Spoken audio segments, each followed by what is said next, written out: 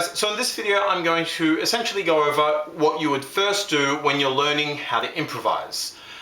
So in this video I'm going to be playing what's known as within the key, that is only using the notes from the scale of the key that we're in.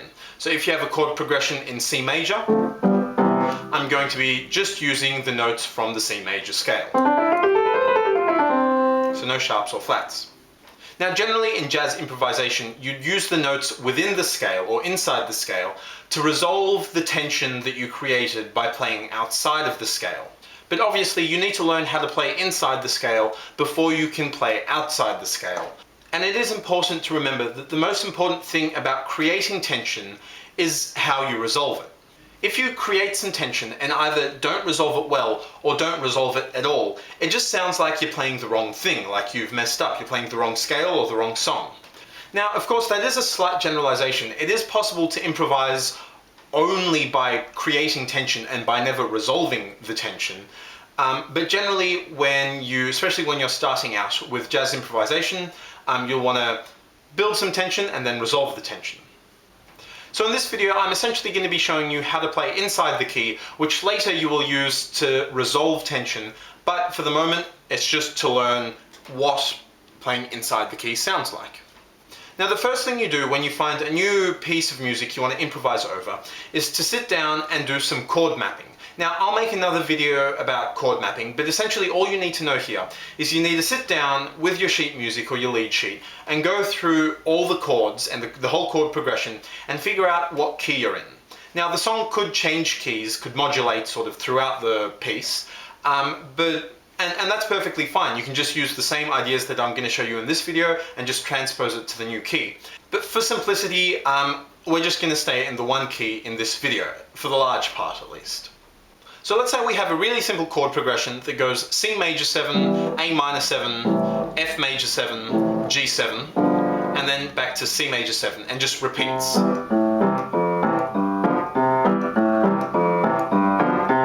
And so on. So all of those chords are in the key of C major, so you can just use the C major scale to improvise over that whole chord progression.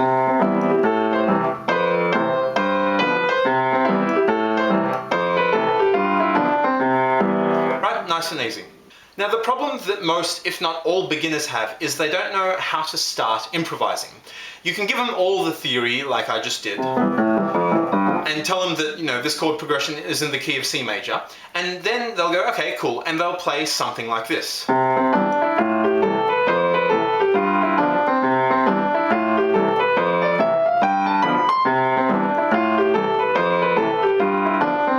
And so on.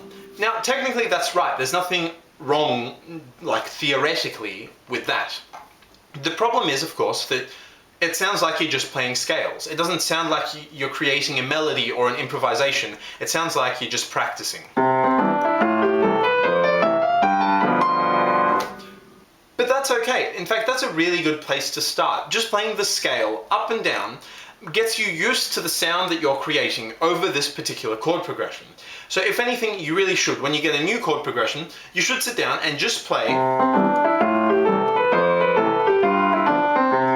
the scale, the key that you're in, just the scale up and down, and just listen to what it sounds like so you get used to it. So after a period of time, you get used to the sound, you kind of know what you're doing, then you can start sort of trying to create actual melodies or phrases and make it a little bit more interesting rather than just going up and down on a scale.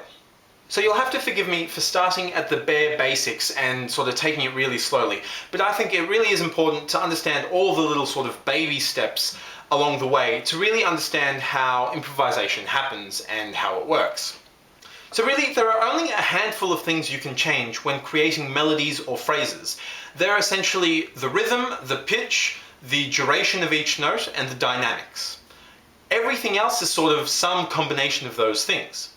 So you've got your basic chord progression, and you can play a scale all the way up and all the way down for an octave.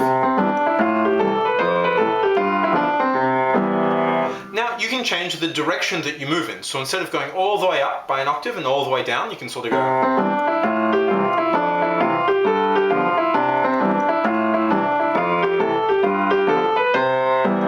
Right, so sort of going back and forth, and occasionally going up and sort of hitting the root notes there. Then you can change the rhythm, so instead of just playing swung eighth notes the whole way through, change up your rhythm.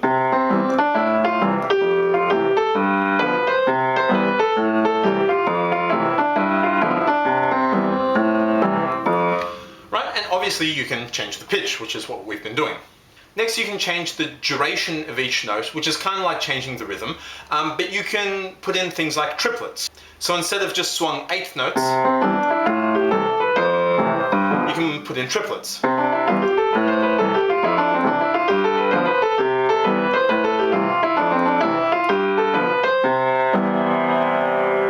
Then obviously you can change the dynamics.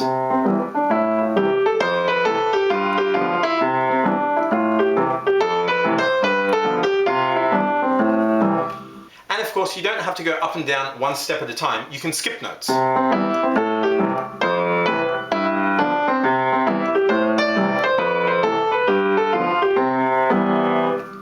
Then of course we can circle notes, so do something like.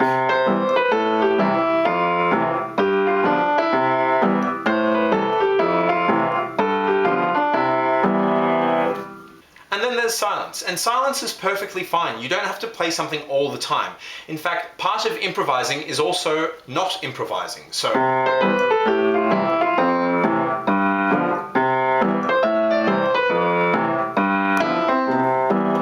or something like that. Of course, you don't always have to keep it moving. You can just sit on the one note, and that sounds cool as well.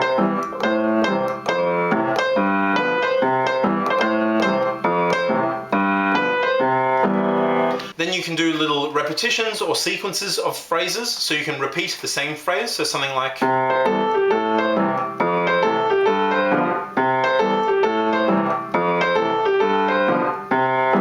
Or do a sequence, which is using that same pattern, but moving it up or down or transposing it. So.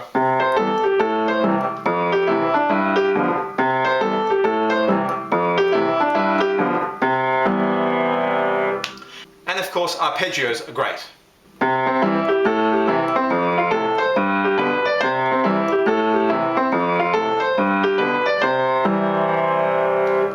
Now, once you can sort of mix and match all of those things into a nice little sounding improvisation, you need to start focusing on creating phrases and then pausing between the phrases. So a phrase is kind of like a sentence. You say something, you finish the sentence, there's a full stop, you stop and you take a breath.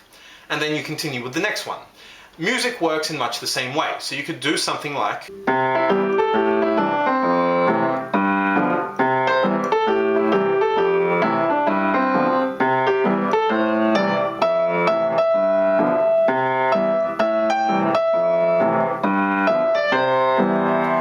So I was sort of creating little phrases and then like a little sentence and then pausing before I went on to the next one. So that was my phrase, then I pause, the left hand keeps going, right hand takes a break, takes a breath, finishes the sentence, starts the next sentence.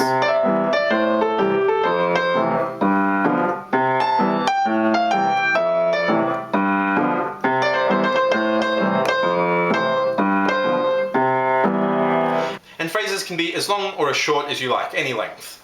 Now, often in jazz, you also find that phrases begin on an offbeat, so you don't get. But you sort of hear one, and then on the and, the phrase comes in. So, one and. One and.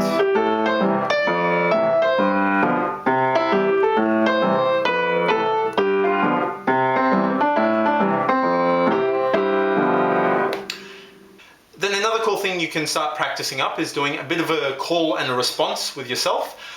So you can change either the octave you're playing in or the dynamics or both. So something like.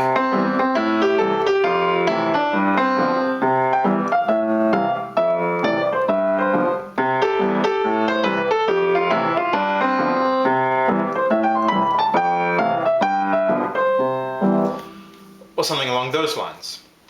Of course, you can do themes and variations. So for example, that's actually the chord progression from a song called Heart and Soul, which goes.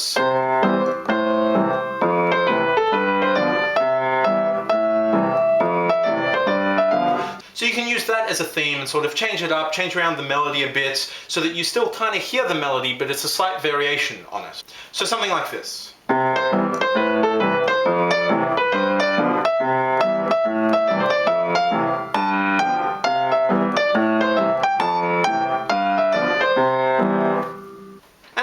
This whole time I've been improvising inside the scale, but only using one note at a time. There's no reason you have to do that. Once you're comfortable playing one note at a time, you can start harmonizing it by putting in more than one note. So the easiest way to start doing that is by playing in thirds. So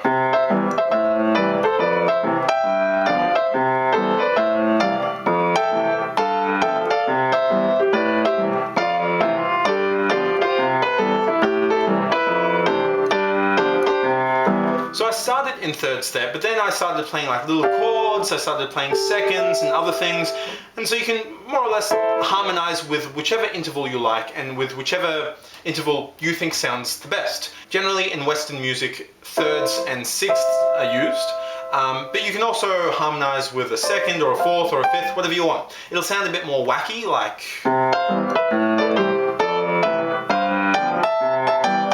especially harmonizing with a second. But that's perfectly fine, you're allowed to do that. And if you like, you can harmonize in octaves.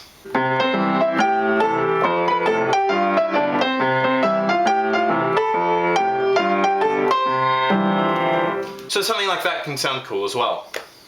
Then of course you can put in riffs, so something like that. Or any riffs that you know in the key that you're in. And of course you can put in little ornamentals, so little trills.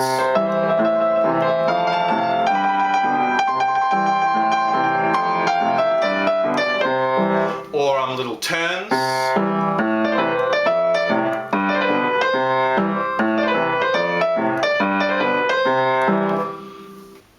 And then of course you can use the actual melody of the song and sort of embellish it and build it up. Now I've created a separate video about how to improvise around and using the melody, so go check that one out.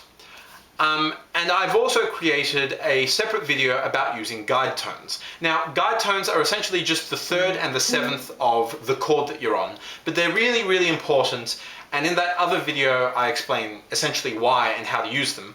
But guide tones, when improvising, are one of the most important things you can know. If you target the guide tones in your improvisation, it'll come out really strong and really professional.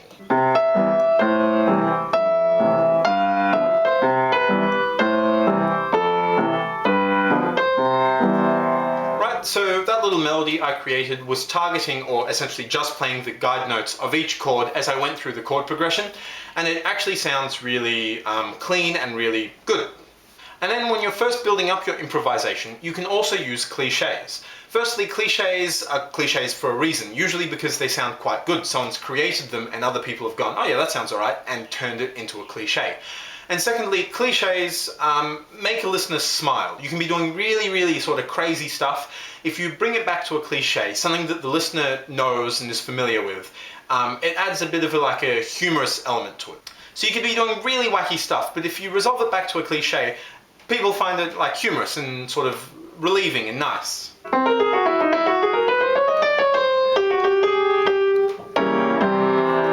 Right, something like that. And then quoting is essentially superimposing a completely different unrelated melody into your piece of music. So if you're playing Satin Doll, for example, you could do something like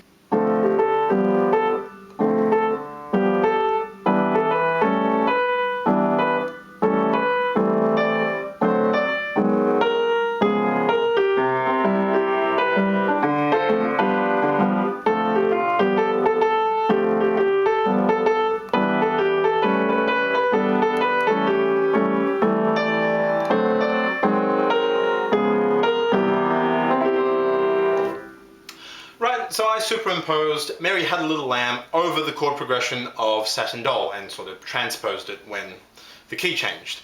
But sort of funny little things like that. That's also quite sort of charming and nice when you start superimposing other things, especially nursery rhymes, because they act like cliches as well. And it really sort of makes your improvisation a bit more interesting and sort of unexpected. And then finally, the last thing I wanted to mention in this video is avoid notes. There are certain notes in the scale of whichever key you're in that you need to avoid. I'll make a completely separate video about this, but in summary, on a major chord, you want to avoid the 4th, and on a minor chord, you want to avoid the 6th. Just because the intervals that it creates kind of clashes, and you sort of lose the quality of the chord. But again, I'll make a completely separate video on that. So when you're first learning to improvise, you can sort of build up your improvisation like that. Start with a really simple chord progression, start with a really simple melody using chords, and then vary it up back and forth, sort of making it a little bit more complex each time, putting in all those ideas that I just covered, until you can create something that sounds kind of like an actual melody and an improvisation. Because that's what the end goal of improvisation is. You want to create a phrase that's effectively a substitute melody. You want to make it sound like a nice melody and a nice song, rather than you're practicing exercises. Right, so you can use that as well, but generally you want to create nice melodic phrases. Anyway, so I hope that helped. That's essentially all I wanted to cover about how to start learning how to improvise and playing inside the key that you're in. Check out the next couple of videos about using the melody, using guide tones, and avoid notes and cliches and things like that. And then we're going to get into how to play outside the melody, how to create tension, and then how to resolve that tension. So I hope you can join me for that. Anyway, thanks for watching. See ya.